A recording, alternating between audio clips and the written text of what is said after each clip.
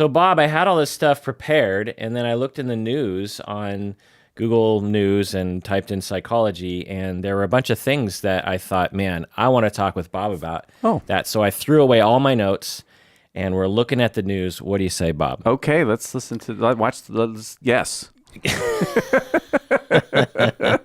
This is the Psychology in Seattle podcast. I'm your host, Dr. Kirk Honda. I'm a therapist, a professor, and someone who occasionally looks at Google News. Who are you, Bob? I occasionally listen to you looking at Google News. I am your old friend from graduate school. We've been friends for 24 years. I said 22 last time, but it's 24 years. And I am a therapist in practice here in Seattle as well. Yeah, and do you have any openings in your practice? Yeah, I do. So if you want to hire Bob as your therapist, you can email me at contact@psychologyinseattle.com, and I can hook you up with him. So hey, before we get into the news, I wanted to say, we got a lot of response from the last episode we did together was on Sense of Self. It was going to be MSE, the mental status exam, but it was on Sense of Self. And it was for patrons only. Yeah, and a lot of folks wrote in, and I just wanted to say thank you for all the encouraging and supportive emails, and I really, it just made my week. Really? Yeah. So this, you're sort of new to the podcast game. You're particularly new maybe to feedback from listeners. Yeah. I mean, occasionally I'll send you things that people have said. Right. But this episode really resonated. Again, it's called Lack of Self and the MSE, and it's for patrons only. And yeah, we got a lot of responses to it. A lot of people could relate. A lot of people felt connected to Bob during that conversation. A lot of people really were affected by it. And so what was it like to read all those? Because every time I got something, I would forward it to you. And yeah, you did. What was it like for you? Well, it felt very warm. I felt very honored. I was glad that my transparency was having an impact. I value transparency, and I value transparency among therapists. And we got an email from a therapist in another city who said she has similar kind of struggles. I think, yeah, so she said she has similar kind of struggles. And, I feel like, we had a real conversation, you and me, friends for a long time, and we had a real conversation and had this impact. And it was delightful to get all this feedback. Yeah. Yeah. I totally agree. Yeah. Well, now that we're talking about this. Oh, well, yeah. Let's not talk about the news. Let's answer one of our patrons' questions that has to do with this while we're on the topic. All right, while we're on it. This is from patron Christy. Christy is a colleague of mine, actually, and she asks, is there a right or best way to know or engage with our concept of self? Is there a right or best way to know or engage with our concept of self? And what are the indicators of good knowledge of self? Bob, what do you think? I'd say one of the things to think about in terms of indicators is how much compassion do I have for myself? How's it going with the self-judgment? And how am I doing with knowing what I want, expressing it when I need to, and seeking it? How do you get there, though, exactly? Because it's easier said than done, right? Oh, it's a hell of a lot easier said than done. I've been in therapy for almost 30 years. Has that been a big component? Yeah, and actually the therapist I see now, particularly a big component, I've been seeing him for 2 years, and our focus is often on in the moment, in session, right now, how do you feel and what do you want? Awesome. And it's so fucking provocative. What do you mean? Like, it freaks me out. I don't like it when he prompts me to focus that way. I say to him sometimes, "Oh yeah, that's what you make me do," and he just laughs at me and he's like, "I'm not making you do anything. You're a volunteer here." And I think what I do is I'm shifting responsibility for my own desire or my own position, my own feelings onto him because it's very uncomfortable for me to own it. But anyways, my answer to my question is, why is it uncomfortable? It makes me anxious. It like violates my learnings, my programming. Yeah. And the learning was? Don't pay attention to yourself. Pay attention to the world around you. That's how you survive, and that's basically your function, what you are. Right. And if you focus on the self, you could either assert yourself, which will get your hand slapped. Oh, man. Or you could not notice other people's states. Yeah. And therefore miss an opportunity to manage Yeah. this scenario to save yourself. Right. Yeah. That one really bugs me, that second one. Yeah. Yeah. What do you mean? Well, Resent it? if I miss an opportunity, I just feel with shame because Oh. it's like, oh, I let you down.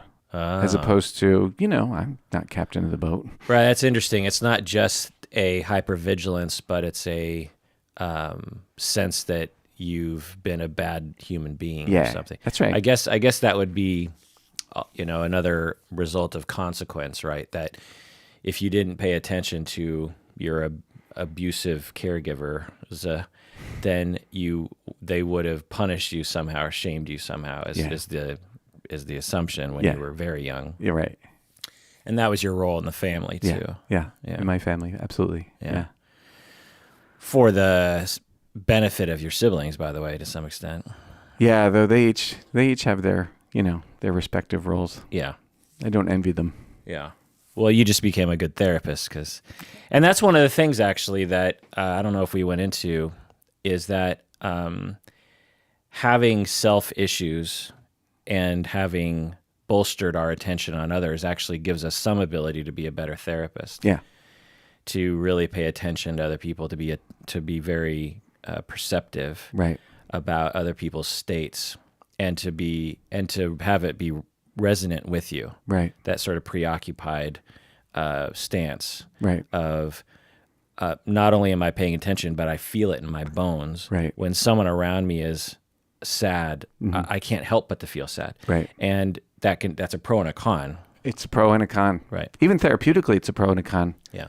Yeah. One of the things that I'm in danger of is privileging my client relationships and then not being candid and frank as I could be in the service of the client, What do you mean? Let's see if I can think of a way to talk about that. I can confuse compassion for the other with fragilizing Fragilizing them? and our relationship. Yeah. So not assert my own needs. So let's say somebody, like this happened recently, somebody underpaid me for a session. And what I struggle with is bringing it up and saying something about it because I don't want to hurt their feelings. But it's not a real way to be with anybody. It's not genuine. Right. So stuff like that. And varying degrees. Like I'd say that this particular situation is a rather minor one. It's still valuable and important. But the thing that I'm doing is actually, it can be a disservice to a client. Interesting. Yeah. So sometimes it might make it so that you pay almost like too much attention to them and not enough attention to your own therapeutic awareness or something. Yeah, that's right. Out of balance.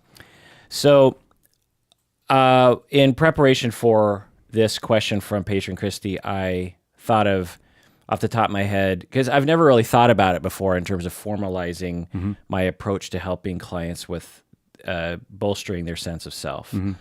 And tell me what you think about this, Bob. Okay.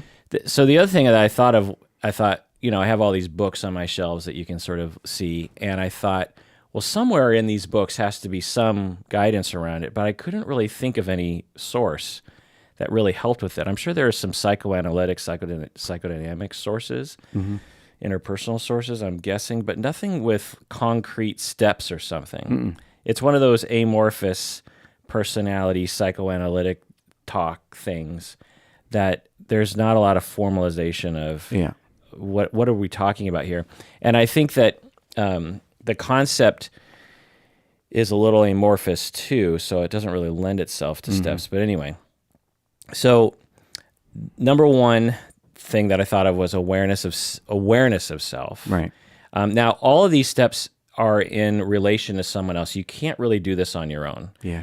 In the same way that a 2-year-old child can't develop a sense of self on their own. Yeah. It's totally a relational process with someone else. So all these steps, and some of them are more related to other people than others, but I would say all of them are, because our notions will run amok in our weighting of different factors unless someone else looks at us and goes, no, like that's not fair to you, or that's not what's going on in my head, right. Like there's no way to because all these things are rational thoughts. It's rational to say to yourself, at least without taking into account weights. Right. I should think about other people's feelings. Right. Like that's normal. Yeah. Nothing. That's like good, right? Yeah, it's useful.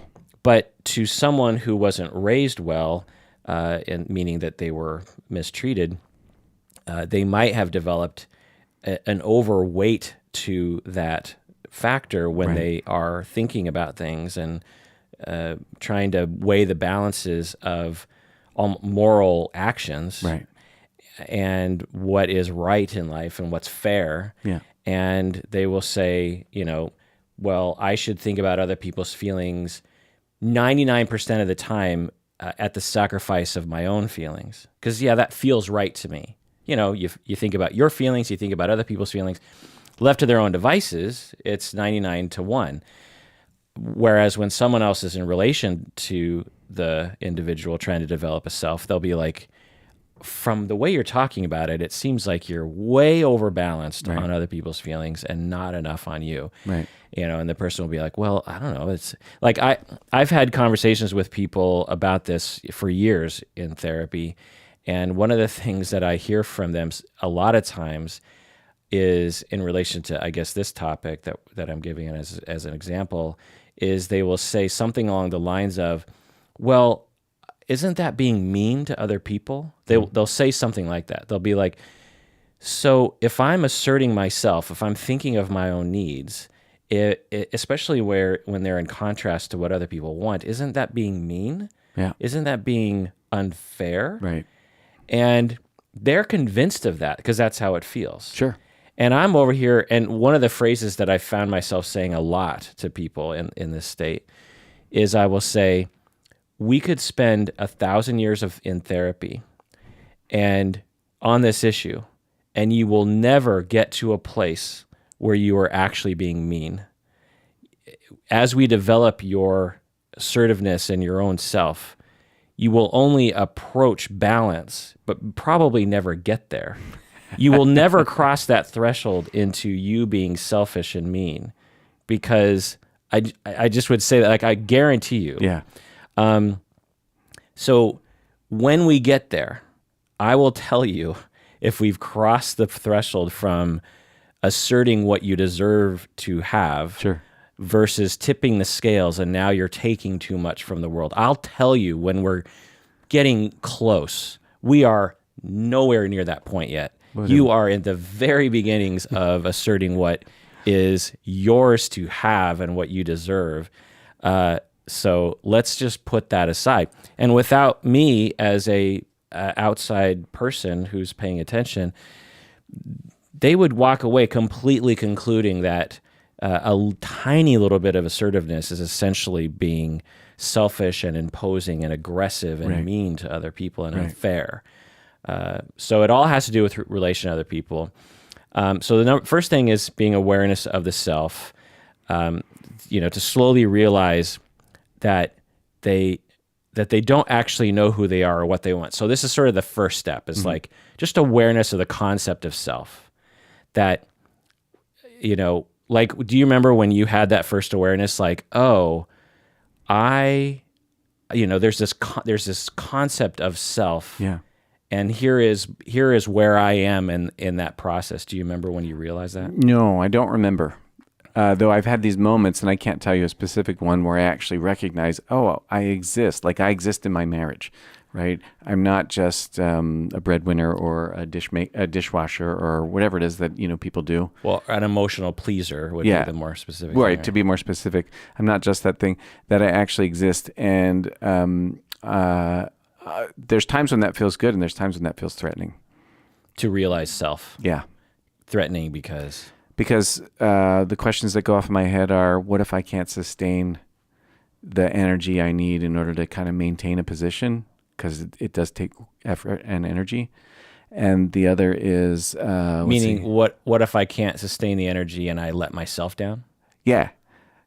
And I'm also inconsistent. Like today I can say, oh, you know what I want? I want to make love with you today. And tomorrow, what if I just can't somehow? I just can't. Oh, interesting. So there's this worry that if you bother other people with yourself. Right.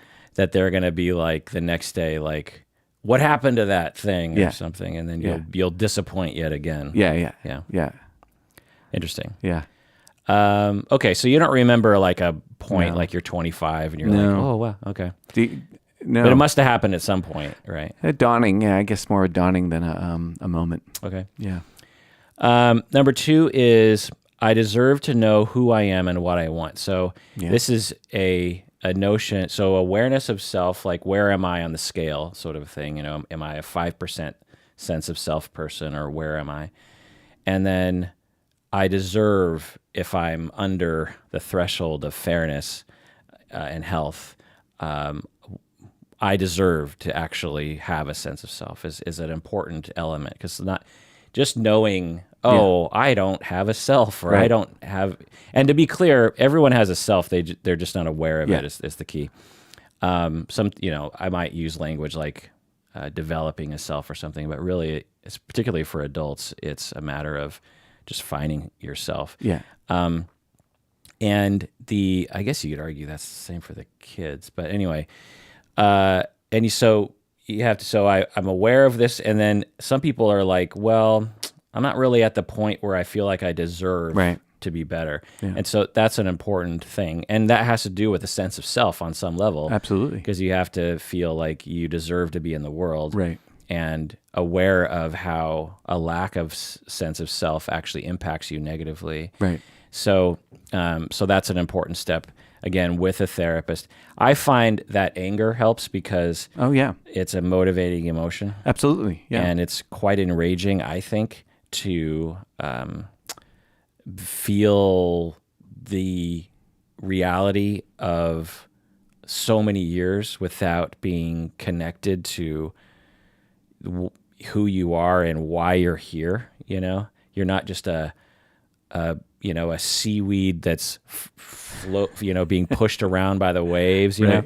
You're an agent in the world who has power, and no one else is looking out for that.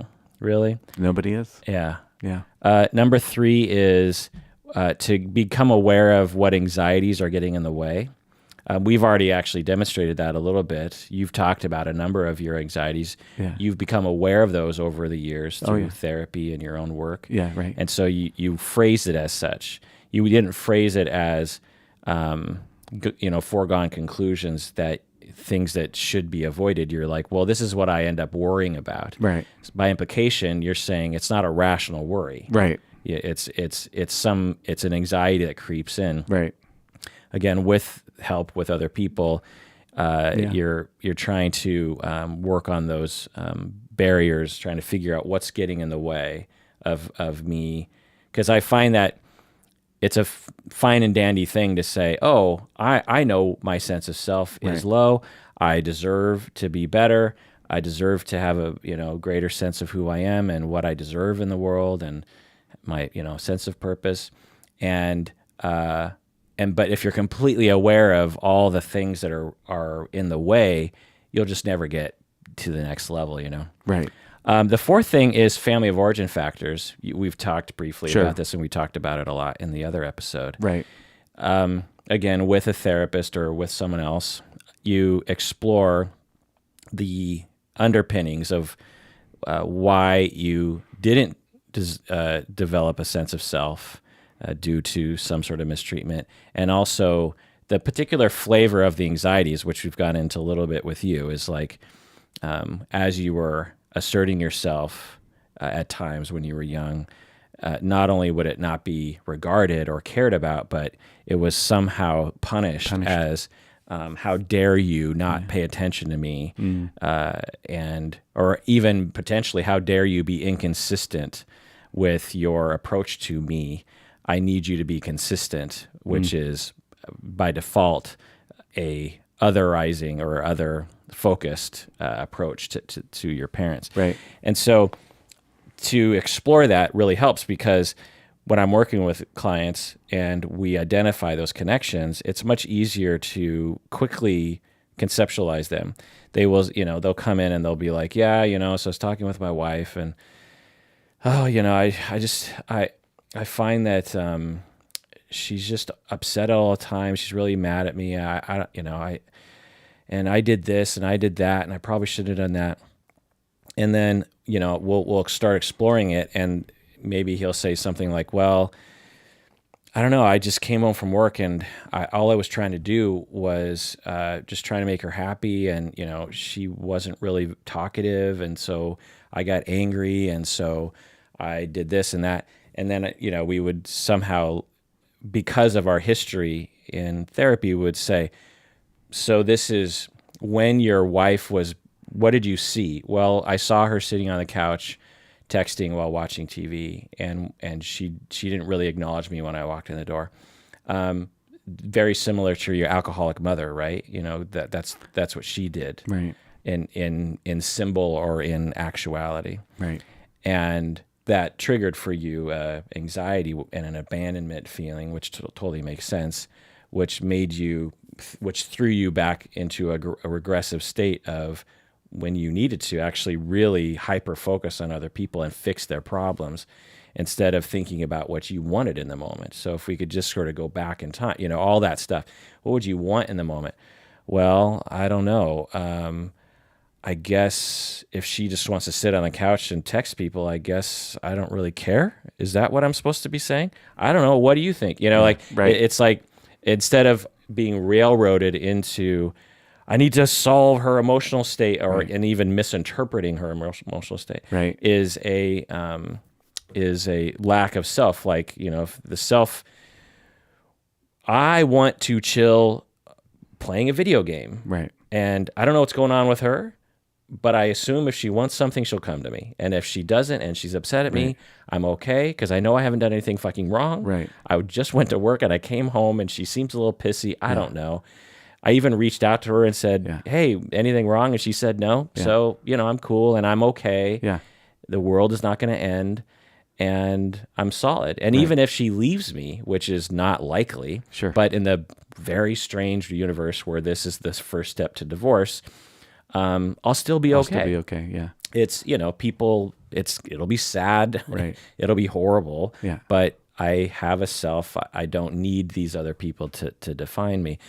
Now, I'm saying this last scenario as if it's some easy thing to achieve. Right. It's not. As 30 years of therapy later, you're 40% down the road or something, and so it takes a long time to really, and the way that we get there is through self-reflection, through this process, but also relationally, and having someone validate us and say, like, you're doing good, like that was good, and then you get that sort of a wash in oxytocin with your therapist of, oh, okay, my therapist approves of me asserting myself. How weird is that? Yeah. Like, that's opposite. That's a corrective experience, you know what I mean? Right. And then the fifth step is habitual shift in focus that I could think of. It's like not only just doing those things, but making it habit. Yeah. So because it has to become something that's automatic. You can't really, like what you were saying earlier, it requires a lot of work in your brain to be quote unquote consistent with your assertion of self. Whereas over time, if you just keep doing it, you eventually want to get to a place where it's habit. You don't really have to work that hard at it. Right. Which again, might be after death or something. Who knows how long that'll take. But so the key is what you were saying, that I in terms of practicality with therapy is in the moment, and I guess outside of therapy, and because sometimes people ask me for homework about this, and this is what I tell them to do, is you, whenever you can, and this is the habit, you ask yourself, what do I feel right now? What do I want right now? Mm-hmm. What do I feel? What emotions am I feeling right now? Or what sensations am I could just go even global, just like what temperature am I feeling on my skin? And then 2, what do I want? Right. Now, at the beginning of the journey, no one has answers to this question that I've worked with. They'll be like, I don't know. They might even, as you say, be anxious about even posing the questions to themselves. It's like, well, but that will mean I can't focus on you, therapist, and your state. You know what I mean? If I'm focusing on me, I can't focus on you. So there's a lot of steps to it, but I find that that repetitive question from therapist and internally from client, that over a long period of time, eventually you get there. Yeah. And there's little micro moments of awareness or skills, so to speak, that you develop, like by year 5, when you ask yourself, what do I want? A certain want starts to emerge, like, I think what I want is to go for a hike or go for a walk in the wilderness. I feel like that's what I want right now. And then whenever that person asks themselves what they want, that desire pops up because they've always had it in them that they like nature and that they like taking walks. And you know what? I'd like my spouse to come with me, but I don't have them to. I don't have, they don't have to come with me for me to do this. I'm going to do it anyway. Not to spite them, but just like they can come or they can't. But this is what I want. It's not about anyone else. I'm pretty sure this want is purely emanating from my soul and from nowhere else. And I've turned on the lights just enough in my bedroom of self to see that consistently. What do you think about everything I'm saying, Bob? I agree with everything you're saying. I've asked people to do the same exercise. How do I feel and what do I want? And the things that I add are, if it's something that I got to ask for, did I ask? Right? Because it's good feedback to know that I want it. It's also good feedback to recognize, did I actually ask for it? And then did I get it? Because I can want something and not ask. I can want something and ask and not get. And not getting isn't necessarily the end-all, be-all. I think recognizing that I want and taking a step, because nobody gets what they want all the time, right? That's the Rolling Stones, right? Yeah. But if I learn how to pay attention to what I want and learn how to ask for it, the chances of me getting what I want actually increase vastly. Right. Yeah. Exactly. And the last sort of nuance to this habitual shift in focus, which I'm realizing maybe deserves its own step, is figuring out who is getting in your way and in what way they're getting in your way in terms of your development of self or assertion of self. Right. A lot of times, by the time people come to therapy with us, they have lived a long life of not paying attention to themselves for reasons of mistreatment early in life and have needed attachments, and they happen to fit really well with dominant people or other people who have trouble with the self. Yeah. And they can sometimes be in relationships with people who actually are very much threatened by your client's development of self or assertion of what they want. Right. It's very scary. It's not like people don't dominate typically because for shits and giggles. They do it because of attachment worries. The idea to the other person is like, well, if my spouse asserts what they want, they might want not me, and they might want things that I can't provide. Right. And that scares me. And so I need to dominate that person so that they don't have any wants or they have my wants. Right. And so sometimes in therapy, spouses will react negatively to your client's development of self and also just trying to figure out like how to navigate that. Doesn't mean you have to leave the person. No. It just means it's actually a wonderful crucible for development of self. Actually, it's a wonderful like training ground, so to speak, of like when Neo starts learning kung fu in the Matrix. Yeah. He doesn't learn it alone. I think I saw the Matrix with you. Yeah. When it came out, great film. Do you remember the theater we saw it in? Yeah, Neptune, I think. No. Where did we see it? I think it was Oak Tree. We saw it up at Oak Tree. I think so. Have you been there lately? I have. It's my theater, you know. Oh man, it's deluxe now. It is? Yeah. Oh yeah, you get your own like massive chair. Yeah. I feel bad because remember back. So just a little side note here. Yeah. There's a theater in North Seattle that was built because of the emerging money and sort of North Seattle used to be kind of run down. Yeah. On Aurora and all that area. Yeah. But in the 90s, they're starting to get money and at least a little bit of money.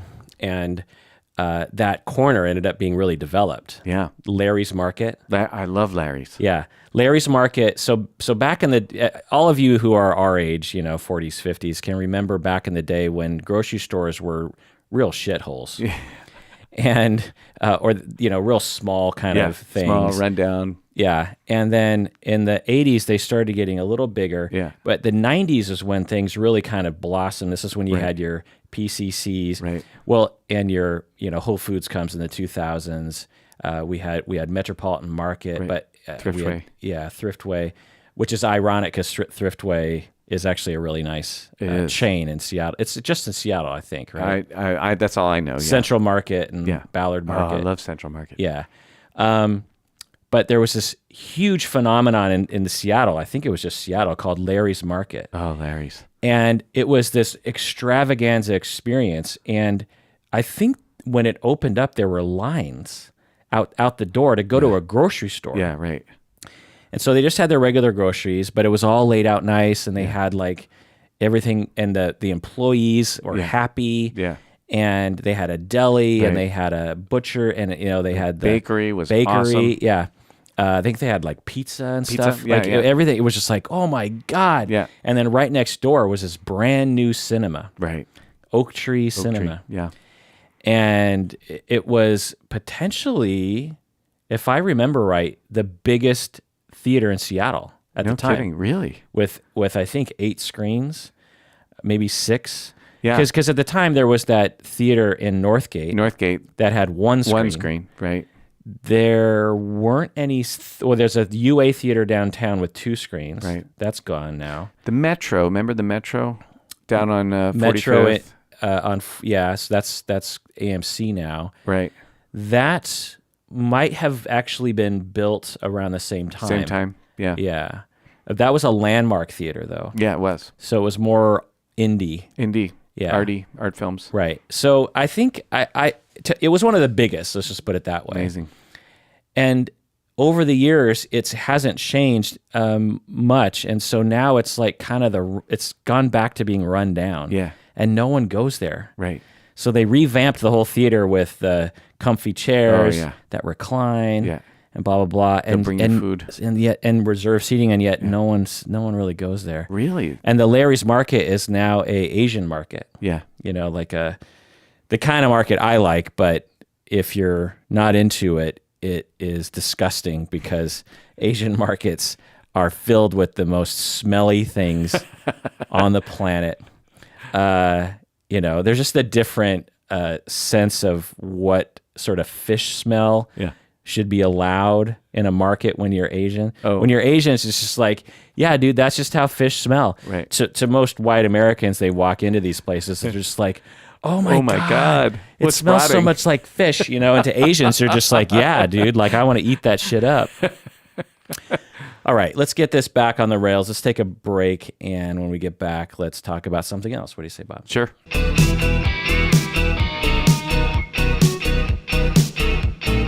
All right, we're back from the break. If you haven't become a patron of the podcast, do so now.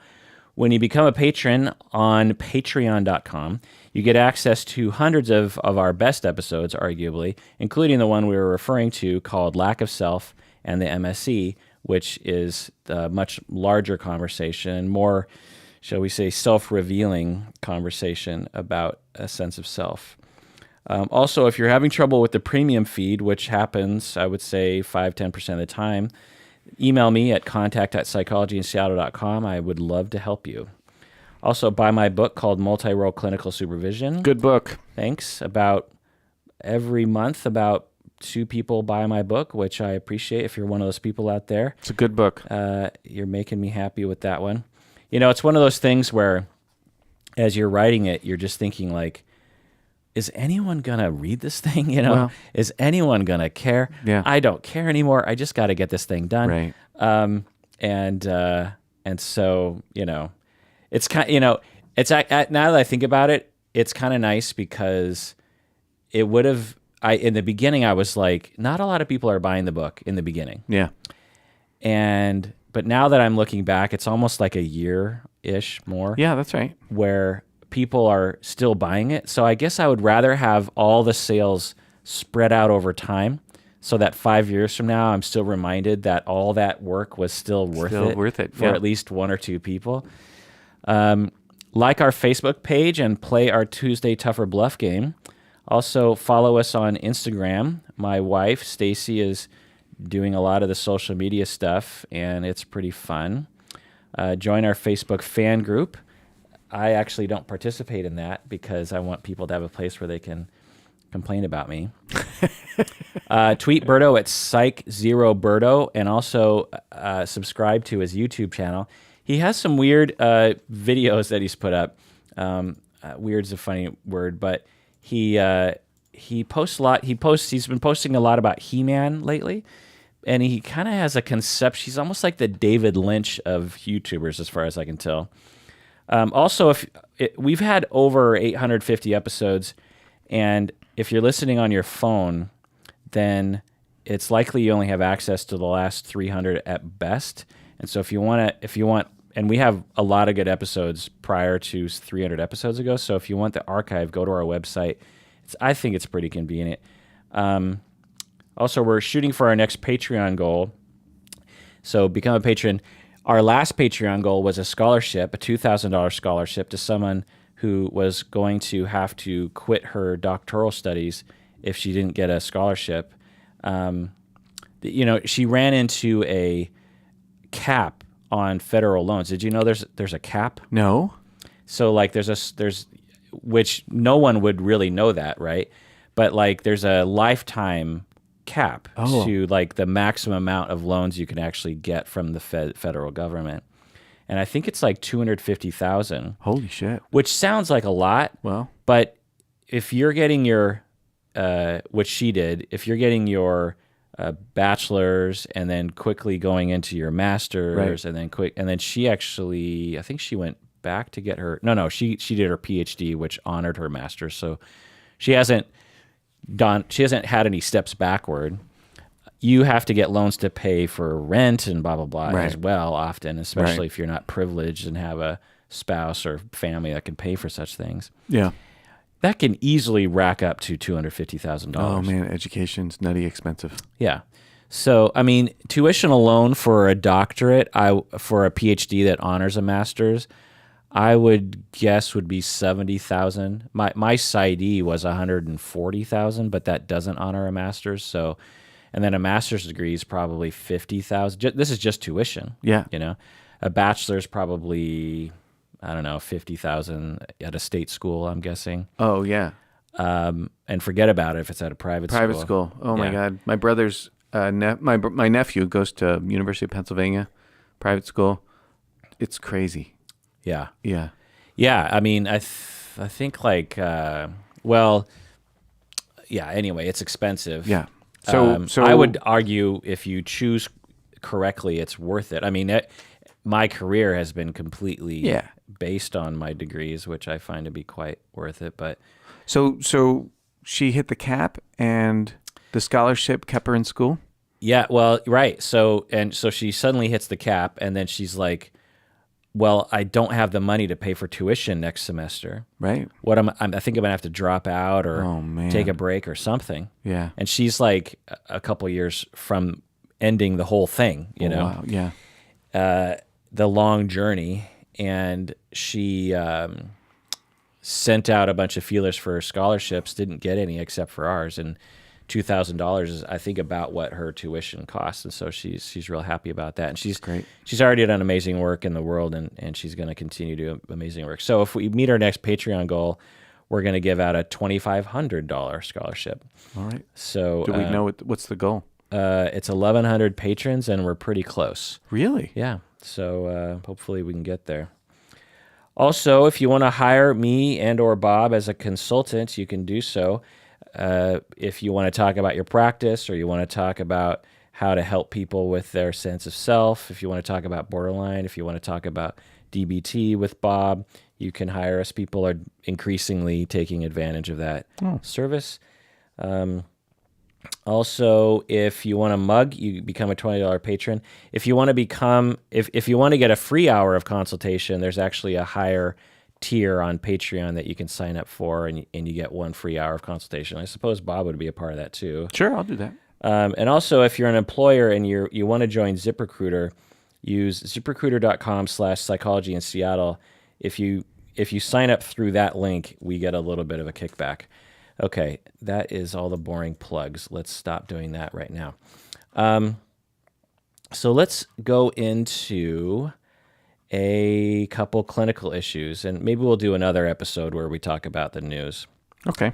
So this is an email, or no, actually, so I was on, there's a Facebook page for different therapists and supervisors, I think, that I for some reason subscribe to. I think it's called it might even be for Antioch. Oh. It might be like Antioch grad supervisors or something. Oh, yeah. And people will ask questions and stuff. And so this person asked on that page, is it ethical to refer the daughter of your client to your MFT associate? So MFT associate is an associate license that you get just after graduation. You didn't have to do this back in the day. No. But, I mean, back in the day, you were just a registered counselor until you got your full That's right. certification. That was certification. And right. then later it was anyway.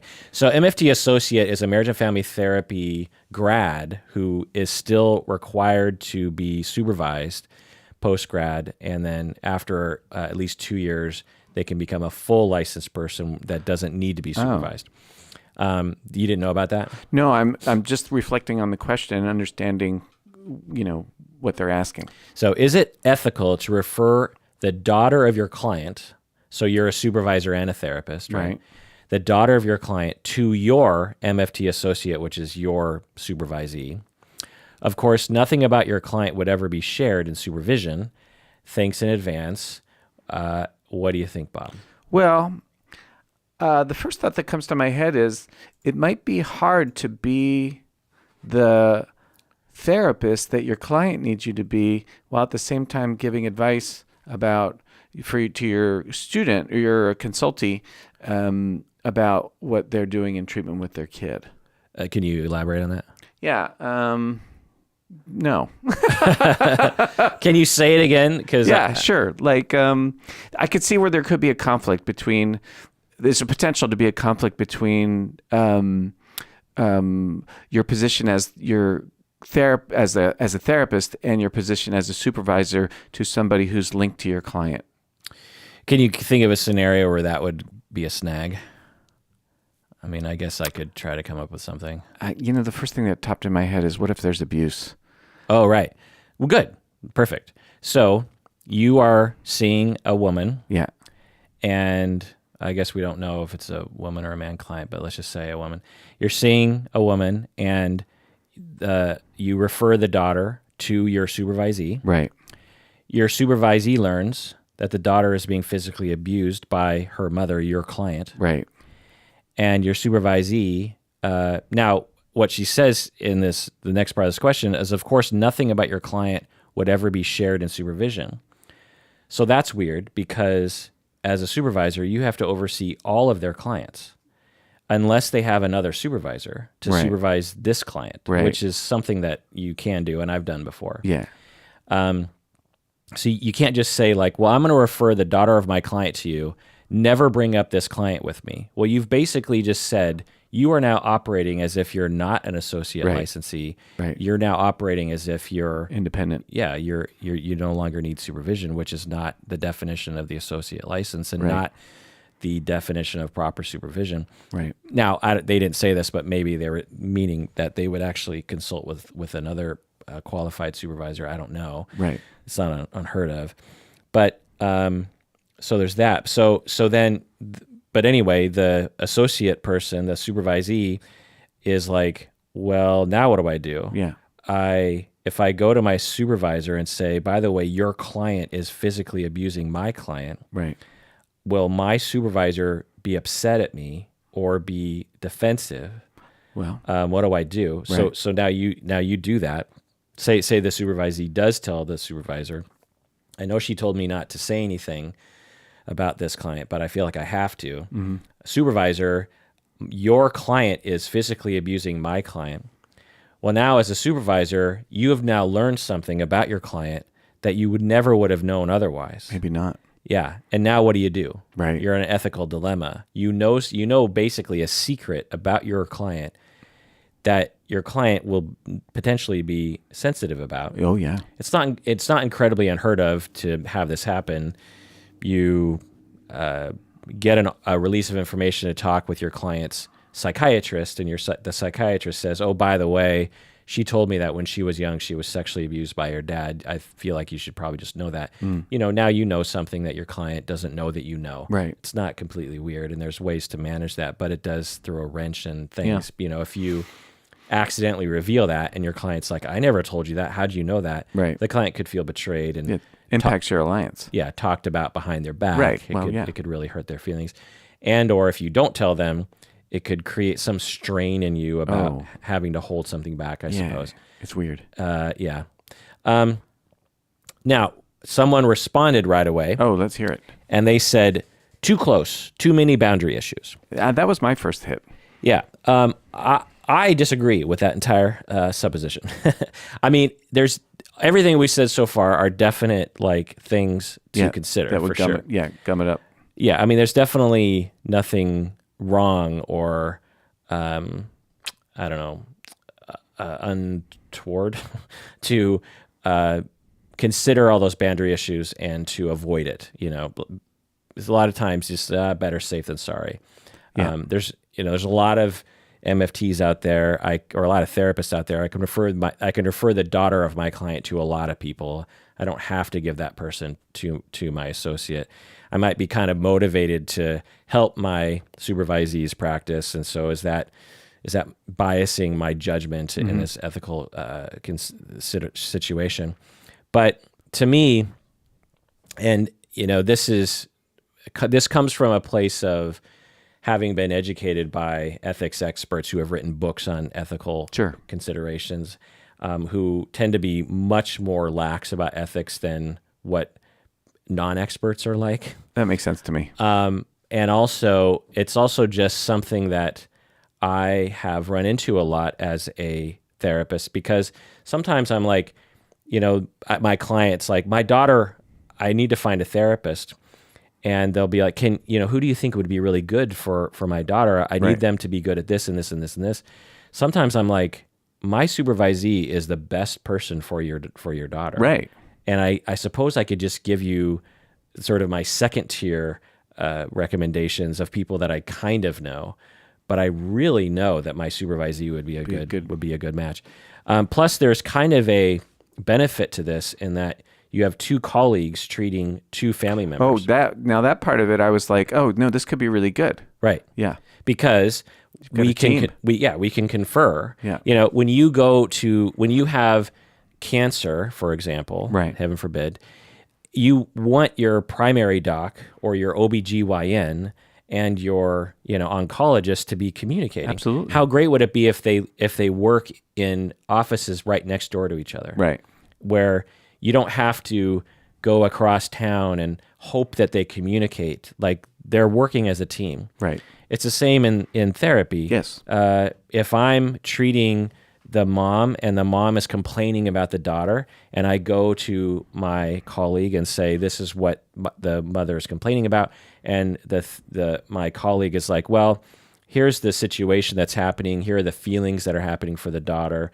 The daughter's having trouble communicating about those feelings and feels like the mom is being a little dominant sometimes. I go back to the mother and I say, so I talked with the other therapist, and it sounds like your daughter really wants to respond but is afraid of something. I'm not quite sure. Is there anything you can do to actually make her feel less afraid? What can we do here? I have done work as a family therapist. We do this kind of stuff all the time. Right. Not only just as one person, but also as a team. It's very common when you're treating a family for each individual family member to also have their own individual therapist. Right. And to work as a team is so much nicer. And you really feel, and there's also an inspirational aspect to that. Like, when I feel like I'm a part of a team treating a family, I'm more motivated. I'm more excited because I feel like I have a greater grip on the wall that I'm trying to climb, you know? Right. I'm not just flailing on my own. It's just like, okay, I've got a good handle on the situation because I've heard from my colleagues and I kind of know what's happening. And now this, of course, can get muddy, and so there's pros and cons. But anyway, it's not considered inherently an ethical violation to refer the daughter of your client to your supervisee. Seems to me a good practice would be to have all this stuff on the table. Like, oh yeah, this is a person I supervise, right? And so that everybody knows that that there's a team here, as opposed to two individual counselors who don't talk to each other. Exactly. It's all about informed consent, and Right. this is what I always go over with people: is like, as long as you believe your client can make a informed choice that Right. is rational and sound, which some clients can't. We just have to acknowledge that. But most clients can, then it's up to the client. Yeah. One of our principles is autonomy for the client, Right. and informed consent. And so there's pros and cons to this arrangement. And so you work them out. Since you're the supervisor, you work them all out. You present them to because your client is like, I want to refer my daughter to someone. And you're like, okay, well, I have the perfect person, actually. It's my supervisee. I have other people I could refer your daughter to. Here is the scenario. Right. Here are the pros, here are the cons. What do you want to do? And then the daughter, of course, would also have to be informed of that as well. Once she got connected with your supervisee, Right. you would instruct your supervisee to instruct her client now about the pros and cons. And then the daughter can decide. And maybe the daughter's like, yeesh, I'm going to be talking some shit about my mom. I don't want my therapist to be my mom's therapist supervisee. Right. My therapist's boss is aligned with my mom. Right. I don't want that shit. Yeah. No, I'd rather work with someone else. Of course, all this would hopefully be worked out before you actually meet in the office. It would be maybe over the phone. Right. This is all totally possible. It's not hard to do. And you do all that, you document it. It's a similar thing when people will say it's unethical to work individually with, you're seeing a couple and one of the people wants to work with you individually. And they'll say it's unethical to do that, or vice versa. Like a individual client says they want to bring their spouse in for couples therapy. And they'll be like, it's unethical to do that. And it's like, it can be unethical, but as long as you believe that the client can make a sound choice based on the pros and the cons that you give them, and you lay them all out to them, right? And for example, on this one, say a individual client says they want to bring in their spouse to therapy for like 1 or 2 sessions, because you're talking with your client, they're just like, man, we're really getting some good work here, but without my husband here, I feel like we can't really affect change in my relationship, because when I go home, I kind of forget what we're talking. Could you help the two of us understand each other's attachment needs in the moment to really, I think we needed a couple sessions to kind of facilitate that. Well, you say, okay, as long as you as a therapist feel comfortable with it, which you might not be, and if you're not, then don't. Yeah. But if you are, as I often am, I will say, okay, so here's the pros and the cons. The pro is that I know you, and therefore, when you bring in your spouse, you and I don't have to spend a lot of time getting to know each other, and I kind of even know your spouse through your descriptions. And so there's this continuity there that will benefit, as opposed to you just starting with a brand new couples therapist. Right. The other thing is once I get to know your spouse a little better in person, right. Once we switch back to individual therapy, I will be able to retain the personality and reactivity and sort of self of your spouse, so that I can better advise you on how to approach your spouse, because I'll know them better. So those are the pros. The cons is if your spouse might feel as though they're ganged up on because they're the outsider coming into the situation. Home court advantage. Right. So your spouse might actually benefit better if you actually just start with a brand new therapist. Right. The other con is that, say you really like couples therapy and you want to do it all the time. Well, that's not possible with you and me. If you want to retain me as your individual therapist, we can't do both. Yeah. So a con, if your wife comes in, then, or your, I don't know what sort of gender I was going, Sure. your spouse comes in, is that you won't really, we might get started on something and then we find out, oh, actually, if you want to do this ongoing, you really should, and that'll be a little disruptive. It's a hiccup. Yeah. There's other pros and cons. You lay it all out, Right. and then and you document all that, and the client can choose. And then once if the spouse does come in, you start that whole process over verbally with the spouse. You say, before we get going, just so we understand the landscape here, your spouse has brought you in just for 1 or 2 sessions. That's what your spouse, that's what the client wants. You are now actually becoming a client temporarily as well. So you have to sign a disclosure. You have to do all that stuff. Is that okay with you? Also, understand that we can't do this ongoing unless the original client decides to completely terminate individual therapy. Like you explain the whole thing. Oh, yeah. And maybe the spouse is just like, oh, well, I was thinking maybe ongoing therapy would be good. Okay, then let's just end this right now. I'm sorry this happened. And let's actually, I'll refer you to someone for ongoing couples therapy. It's Right. no big deal. I've done this countless times, and I've never had a problem. Yeah, Ever. well, you're clear. If you're clear, people are fine. Yeah. It's when they're surprised. Right. And a lot of people have never been modeled this procedure Oh, yeah. because there's this simplistic notion in our industry that anytime there's a slight discomfort, that you just as this person said on Facebook, too close, too many boundaries, too many boundary issues. It's like avoid, avoid, avoid. And it's like, okay, if that's how you want to do things, great. But it's not inherently the way that it's supposed to be done, Yeah.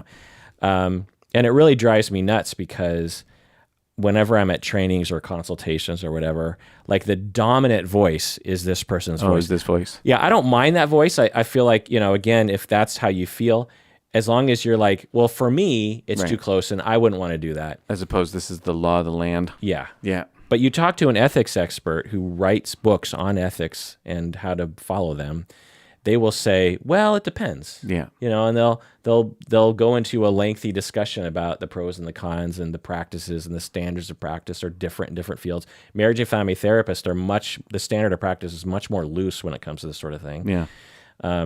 So it drives me nuts because I was at a ethics training in which we were talking about social media, and the audience was encouraged to participate in the conversation, because whenever you go to you've gone to ethics, there's Yeah. always that point where the facilitator, the teacher, will open it up to the crowd, right? Right. They'll be like, so this is the ethical dilemma. What do you guys think? Oh, yeah. And the dominant voice is always the most militantly boundaried voice. It's never someone that's like, well, it depends. Yeah. It's always someone like, oh, you never do that. You just never do that. I was at the ethics training for social media, and the dominant voice among the crowd was therapists should never use social media. Oh, Ever. that's silly. It's completely unethical Wow. for a therapist to use Twitter, even personally, they were saying. One woman even said that therapists should never even have a personal Facebook page. Huh. Yeah. That seems, as you said, militant Yeah. and misguided. Yeah. Like what? Yeah. It's not very genuine. It's not true. Yeah. I mean, it's ridiculous. No, I mean that stance. It's not genuine. It's like, I'm not a regular person. What am I then? Right. Yeah, it doesn't make any sense to me. Yeah. And I can't tell you how many times and so because I don't want to get into an argument by myself against Oh, sure. against 15 people. Right. I just sit there and chuckle to myself. Yeah. And and the facilitator, I could tell, was trying to go, well, wait a second. I think this is getting a little too one-sided. Right. But he didn't really know how to balance it out. Yeah. He just sort of went with it. He's like, Oh, well, man. okay, I hear what you're saying. And then the time ran out. And if someone didn't know any better, they would have just walked away from that training believing that if you're a therapist, you can't be on the internet.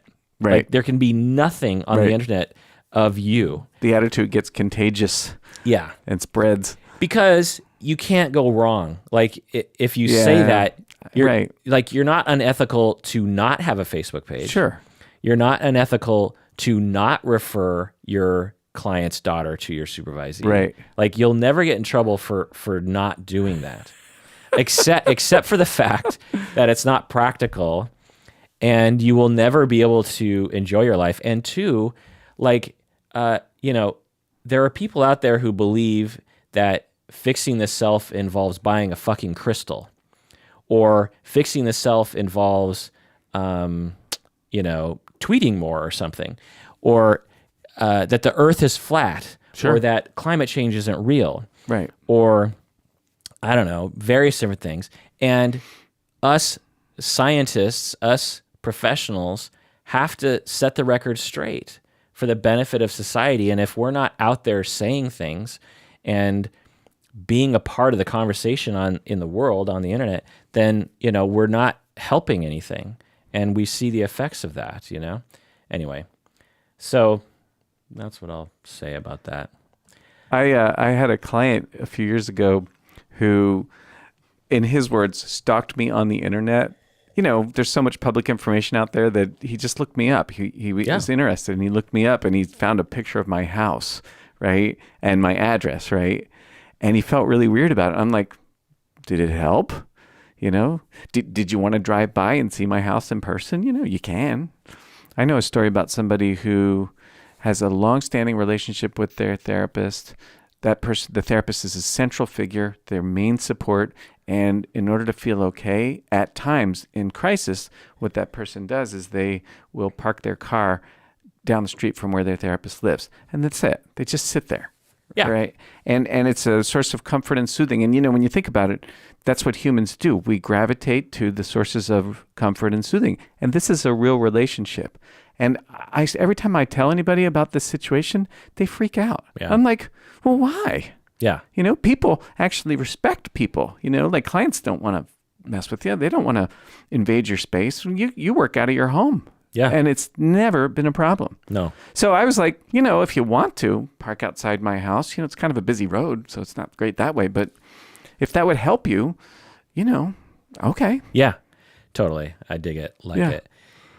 Even aggressive stalking, I see in that light. I don't think it's okay, and I don't think it's something people should engage in, but it's the same anxiety. Yeah. And that if we acknowledge that anxiety and help them with that anxiety instead of shaming them and telling them that they're a serial killer, then we can begin the healing process. I don't think it is stalking. I think it's natural curiosity. Yeah. And an investment in the relationship, and it says something about our alliance. Yeah. Which actually, it says something very good about our alliance. And for people who are preoccupied and disorganized, they're so desperate for an attachment that it's only natural. Yeah. And it's not like they have to stalk you, so to speak. It's not really stalking. No. Google you, shall we say? Yeah, Google. It's not like they have Look to. up. It's not like they have to find your house and look at it on Google Street View. Yeah. They don't have to do that. But when they have that urge, it is evidence that their trust is opening up to you as a therapist. They're connecting. You're connecting, and that is a corrective experience for them. Universally, though, and I get a lot of emails from clients or from listeners who are clients who will talk about them being ashamed of doing this sort of thing. And they will feel like there's something wrong with them, and like I Googled my therapist and somehow got access to her Facebook page, and I looked at her pictures, and now I feel really bad. And I'll be like, well, actually, what I'll say is, I'll ask them, how relational is your therapist? How psychodynamic or how authentic are they? Yeah. Because a good number of therapists, if you revealed that to them, which you don't have to do, by the way, but if you did,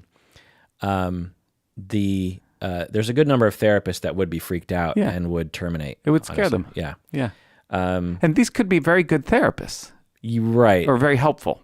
Helpful to a point. To a point. Yeah, let's just say that. That's Well, my opinion. maybe I should restate. This therapy could be really helping me. It could be really in my interest to keep it going. And so not doing something that's going to jeopardize it is in my interest. Exactly. It might not go as far as therapy could go. Right. But, it depends on what my goal is. Right.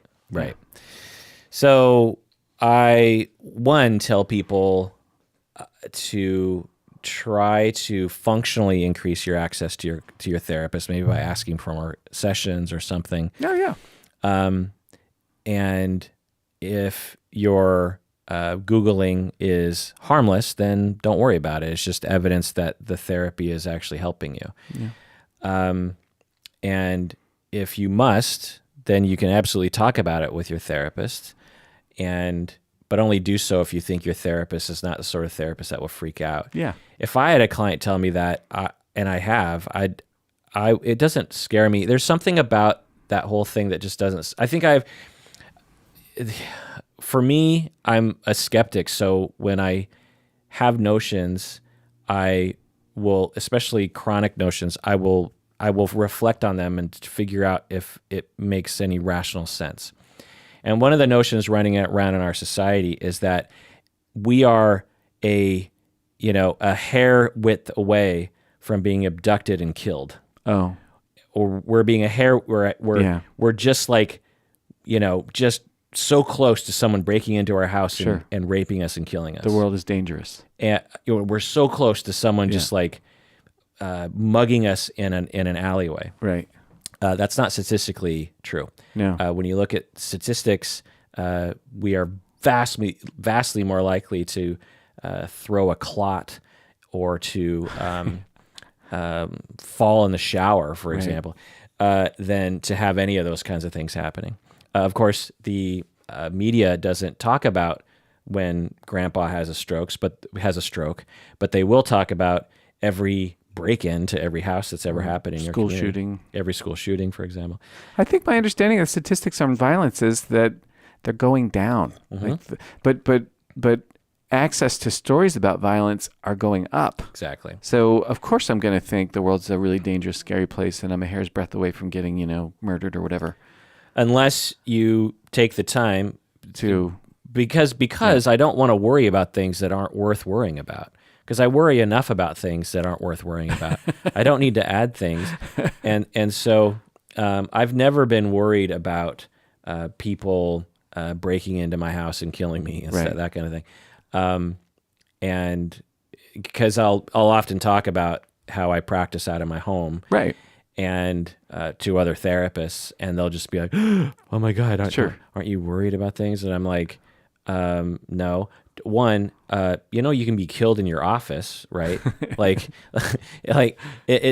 what I always say to people, and it's always sort of a litmus test on what their worldview is I say, if a client wants to kill you, they can kill you. Sure. If a client wants to kill you, there's nothing you can do. Yeah, you're gonna die. They can buy a gun. Yeah, that's pretty easy. Yeah. Two, they can just get a kitchen knife. And it's not likely you have a flak jacket on, or it's probably not likely you know how to defend yourself against someone with a knife who's sitting 3 feet away from you and lunges at you with a knife. You're probably dead. Yeah. So, and it's a litmus test because for the people who have a worldview that the world is dangerous. They'll just be like, well, thanks for saying that. Yeah, right. And for people who have a worldview that the world is safe, they'll be like, oh yeah, you're right. Just because they know where you live doesn't mean suddenly now they have the ability to kill you. Right. You do lock the knives up though when you're having clients over, right? Yeah. But I leave the guns out. I think if I saw clients at my house, my chief worry would be, are the dishes in the sink? How's the place look? Did I scrub the inside of the toilet bowl? Right. Does it smell like dog? Yeah. Because you've never operated out of your house. No, but I thought about it when I moved a couple of years ago. And I was having trouble finding an office, and I was losing the lease at the place I was working. I'm like, well, I could run my class out of my dining room, and I could turn the spare room into an office. And I thought about it, and got lucky, found a place to live. I still think about it, though. Yeah, that's different because you have a class of up to 10 people. Yeah. Where you teach DBT skills right. to clients, and that would be hard to get that many chairs. Yeah, that was the access and space was the chief problem with that. Yeah. I could do it. I mean, we could do it. It would be uncomfortable. Yeah, it wouldn't be Be quite. crowded. Yeah. You see my dining room. It's, Yeah, it's big enough. But the and the vibe of it too. It's just like, what if like two people go to the bathroom yeah. and they've been back there a while and you're like, well, what's going like it whereas in an office building you don't really have to worry about those kinds of things. Right. And so yeah. Well, let's read this last email. Oh, okay. And then let's be done with it. A similar concept, actually. This is from anonymous patron, writes, if someone is having problems in their relationship that manifest through text exchanges, the client might ask the therapist to review the text exchange with them. Also, clients might show photos or videos of significant others so the therapist can have an easy time bringing the person to mind. Is that okay? Is it a boundary crossing? Is it too much like being buddies with your therapist? Does it compromise the privacy of those other people and so on? Bob, what do you think? No, I don't think it compromises privacy. I don't think there's anything wrong with doing that. If I suppose I could do that when I go to therapists, share text messages that I have. Have clients ever done this with you? No. They talk about it, but nobody's ever gotten their phone out and actually showed me text messages. Maybe once, but I don't even know if that's true. But I guess I sort of think about myself and like if my brain is in, I want to show these text messages to my therapist, my therapy is all like present moment. Its focus is the present moment, what's happening right now. And the question that would come up for us is, what do I want out of this? What am I trying to achieve? And one of the things that I've learned is that I sometimes really like to bitch, right? But that bitching for me is an avoidance of the present moment and also just takes me away from the present moment. And I've spent years in therapy thinking that talking about the difficulties in my life was really good treatment, like that was really good therapy because I talked about stuff that really matters to me. And it's not untrue. It did. Stuff matters to me. And yet it didn't help me because it had nothing to do with the present moment. And the present moment is fucking hard. So it's easier to talk about something else. So the text messaging and the videoing, and all I think is, what is this doing for me? Or if it's my client, what is this doing for my client? What's our function? I have no opposition to seeing it, whatever. But what's the point? Yeah, I like that. It's interesting. I hadn't thought about that. What theory is that under? Gestalt, or what are we talking about? The kind of therapy I'm doing, or whatever? Humanistic? I don't have, we should call him and ask. I don't actually know. I know he does a thing called complex integration of multi-brain systems. Have you heard of that, SIMS? No.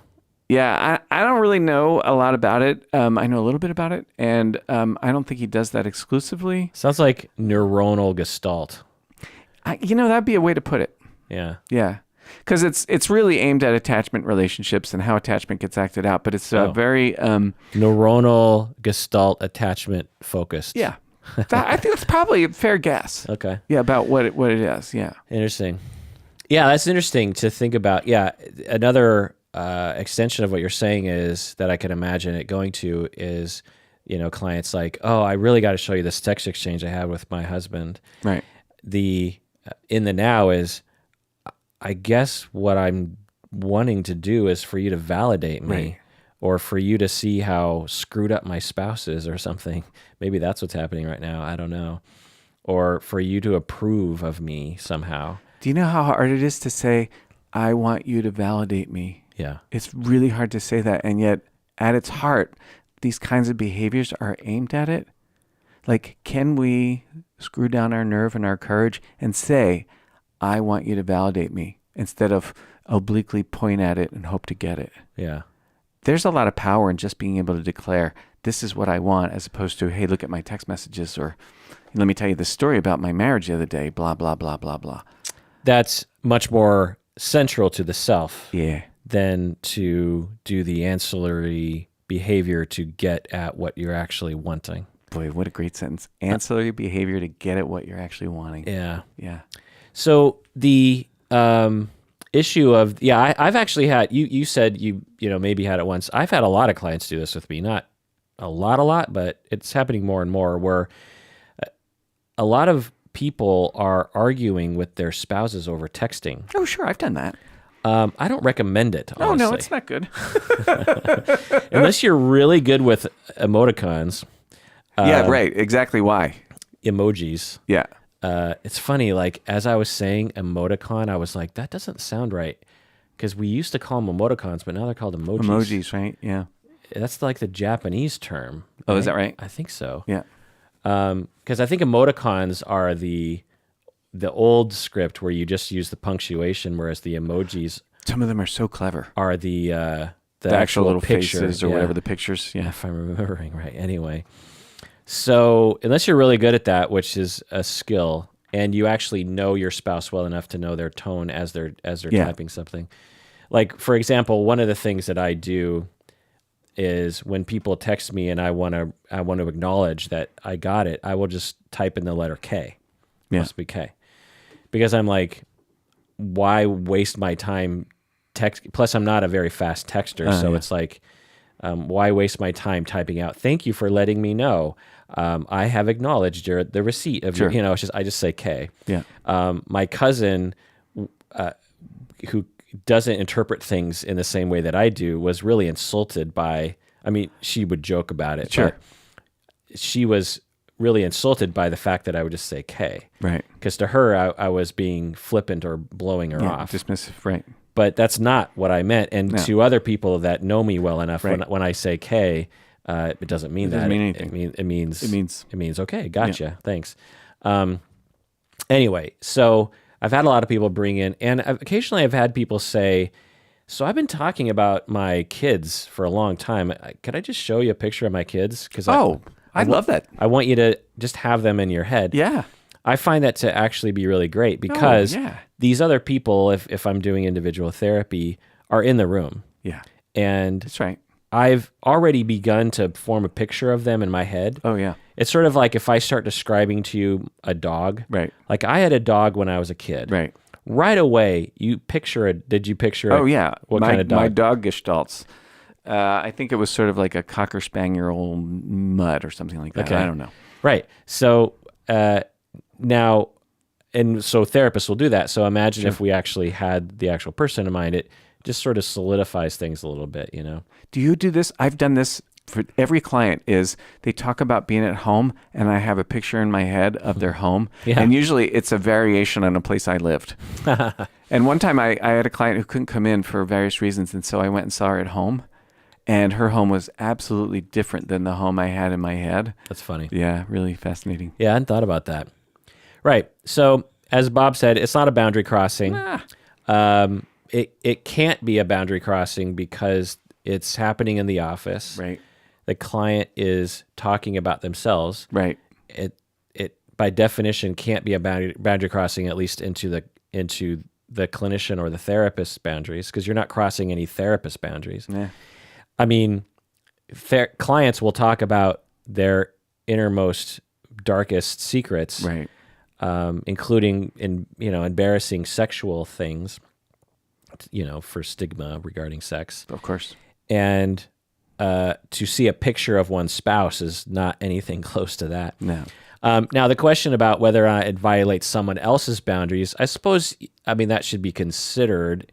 I can't really imagine a situation where that would matter, but I guess, the only thing where it would become an issue, now that I think about it, is if you show a picture and you as a therapist actually recognize that person. Sure. Right. But you didn't know No. that they were that person. Right. And like now you're like, don't. oh my God, that's my bank teller. Right.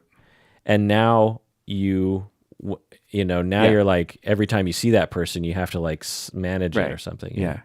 And when they do a couple counseling, couple supervision or whatever, the consultations that I used to do, I don't do them these days, is, you video record sessions and you bring them in. And the rule they have is if anybody in the room knows this couple personally, that they just agree to stop the tape and have that person get up and leave and then continue on. Right. Just so you don't create that, dual weirdness. Yeah. Recuse yourself, if you will. Yeah. In my ethics education, we would talk about this scenario.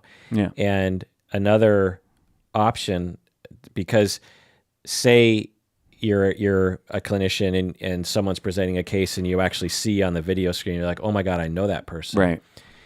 Well, let's say they are, so say for me, like I work at Antioch, I'm a podcaster and I'm a therapist and a supervisor. Yeah. And someone comes on the screen and they've been introduced as a professor. You know, the presenter is like, this client of mine is a professor at a university. And then I, in this small group of 5 people who are seeing the video, I go, oh, I'm sorry, I have to recuse myself. Well, what could happen is that all those people could be like, oh, that person works with you at your job. Sure. That's what I would think. Right. I don't think this really fits because I would still recuse myself and it wouldn't really matter. But there are I can't remember the situations we ran into, but there were some situations where you actually would stay because you wouldn't want to reveal to everyone else more information about the client that would be indicated by you recusing yourself. Right. I can't remember what that was. No, I mean, if we put our heads together, we'd probably come up with some situation where that's the case. Yeah. It'd be a pretty rare event, probably. Right. Totally. Yeah. Yeah, it's totally fine. To show. And you ask a question, is it too much like being buddies with your therapist? Yeah, I mean, I could see it maybe being the beginning of a slippery slope into being buddies, which isn't advisable, but not in and of itself. And as long as the therapist is paying attention to that, which hopefully they are, then it shouldn't become a problem. But I guess it would, as a therapist, if you start seeing a lot of that, they start sharing a lot of that information with you, I guess I would just put up your radar about like, wait, are we slipping into, especially if they're just showing like, look what I did this weekend, or, that kind of thing. This reminds me of, so I recently rewatched The Departed by Martin Scorsese. Yeah. 2006 movie. Have you seen that movie? Yeah. Did you see the original? There's an original? Yeah, in it's Japanese film. Oh, it's fucking good. It's better than The Departed. Interesting. I don't remember what it's called.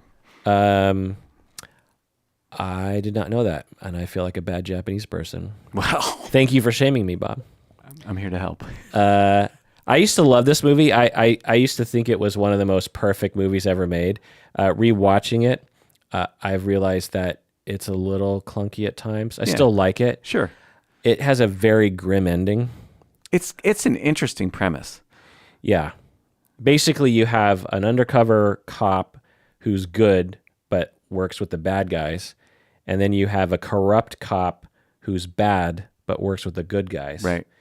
And they're both trying to find out who the other person is. There's a mole somewhere. Yeah. And the lead bad guy, played by Jack Nicholson, is extremely bad, but he also works with the good guys. Right. And so it's this all-star cast. You have Leonardo DiCaprio, Matt Damon, Jack Nicholson, Mark Wahlberg, Martin Sheen, Alec Baldwin, and many others. Vera Farmiga. The therapist. Yeah.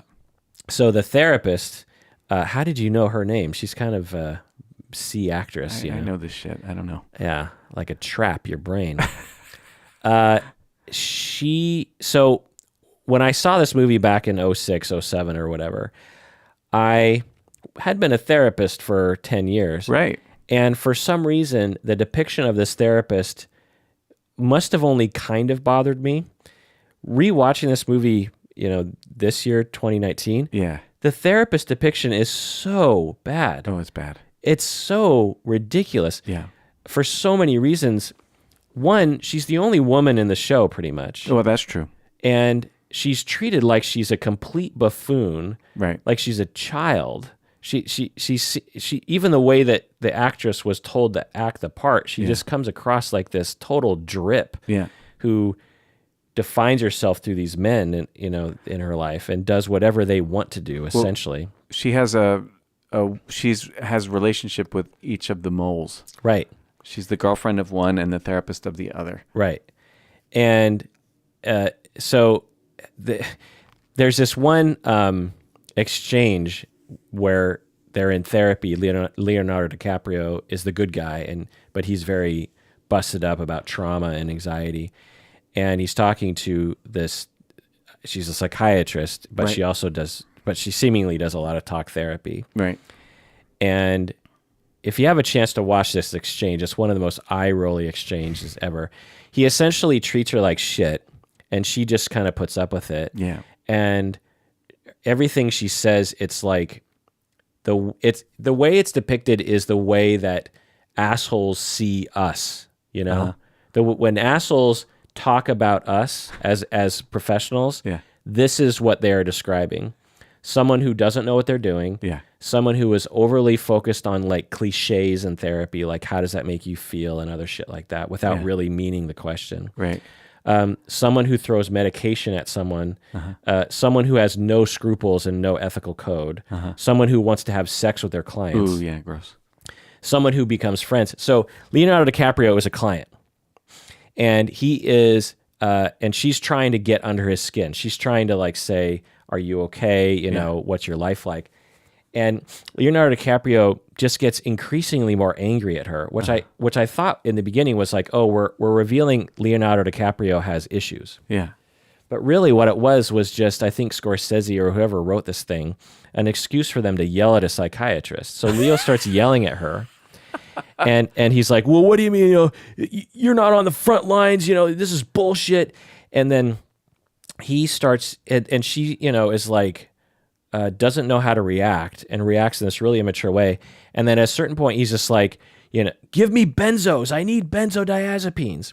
You know, I need Xanax or whatever. And she's like, well, we're going to have more conversations before I do that, which is kind of a weird response. That is a very weird response. It's like a withholding response. Like, you're going to have to prove to me that you like me, or that you can be a compliant client before I give you any drugs. It's like a weird, like the proper response is like, so you seem upset. Yeah. And you really want drugs. Is that what I'm hearing? Yeah. Well, okay. So let's slow down. Why do you think you need benzodiazepines? Like, what's going on for you? Yeah. We can have a conversation about that, but I need you to work with me here. But instead she's like, we're going to have a lot more sessions before we talk about benzodiazepines. Yeah. It's the weird response. And then he proceeds to like lay into her in this super, self-righteous way. And of course the Leonardo DiCaprio character is supposed to be the good guy. So presumably this is Leo being more also good. Yeah. And so then, he starts getting aggressive, like hostile and real physically, you know, like big. Yeah. And then she's like, okay, fine. So she turns around and she gets some benzodiazepines and she gives it to him. Just hands him benzodiazepines, like samples that she has in her drawer, which isn't totally weird for a psychiatrist to do, but not under those circumstances. Not that circumstance. And then he starts getting really angry. He's like, 2 pills? Only 2 pills? I need more than fucking that. And then she's like, hey, you have classic drug-seeking behavior, which is like the first smart thing she said. Yeah. A little late. So blah, blah, blah, blah. And he's like, this is fucking bullshit. You know, blah, blah, blah. And he runs out of the office. Yeah. And I'm like, okay, that was weird. Guess what happens next? I can't remember. The therapist chases him. Oh, yeah. Into the courtyard outside. Yeah. So one, you can't do that. Well, what is that? Why are you? Why would you do that? Yeah. 2, you can't break confidentiality. And they proceed to have like a mini session on the steps of the building. Right. And then, oh no, she brings him a script for benzodiazepines. So she quickly writes a script. She runs after him, gives him the script. That's how Martin Scorsese sees our profession. I guess, man, that's fucked. Yeah, and then Leonardo calms down and he's like, "Hey, you want to get a bite to eat?" And then flash forward, now they're on a date. Oh, weird. Like that. So he's screaming at her. Yeah. She runs after him with the script. Leo says, want to go on a date. They go on a date. And, you know, of course, later on, spoiler alert, they have sex. But, oh, that's right. I mean, yeah. What the fuck? Like, how do you write such a stupid scene with a therapist? It's just like absurd. Yeah. Now, Could this have happened? Sure, it I could. guess. But like, This 0.001% of therapists would act that way. You know? Oh, yeah. Right. No, this is a plot device. This whole thing. I mean, I guess it's a plot device. There's so. This is what upsets me. Is like, there's so many other ways to have written that scene. Oh yeah, you could. That would be a good plot device. Right. Just ask somebody. I mean, you're a fiction writer. You understand. You know, it's like you got options. Sure.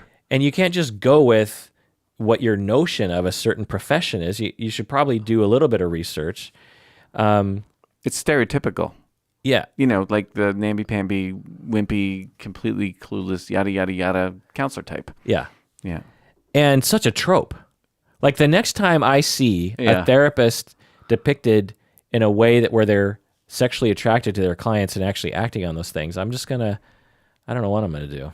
Did you see 50-50? I did. A long time ago. You remember the therapist actually, the movie ends with them having a date. Really? Yeah. Oh, God. Really I remember really liking that movie. That's a great film. It's really fun. It's really interesting. It's based on a true story. Yeah. Seth Rogen's friend, right? Yeah. Got cancer and had a 50-50 shot. Who knows if the therapist part was based in reality? I don't know. Yeah. But she ends up showing up at his house and they have a date after his... What the fuck? Yeah. What's wrong with you writers?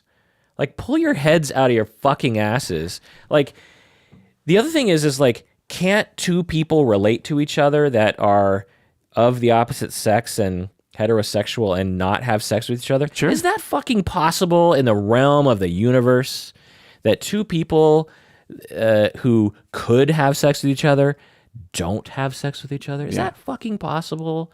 Like, does everything have to end with penis going into vaginas? Does it have to turn into temptation?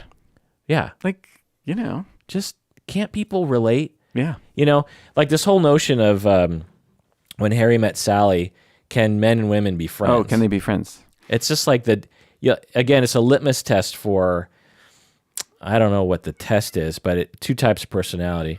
My cat wants in on the conversation. She's woken up. Don't awake the dragon. You're not a Game of Thrones person. No. It's coming up. Yeah. And then it'll all be over. You'll never have to hear it about it again. Well, you know, you guys talk. Yeah. So, yeah. How are we doing on answering our question? We did. We answered it. Oh, okay. That does it for that episode of Psychology in Seattle. Thanks for joining us out there. Please take care of yourself because you deserve it.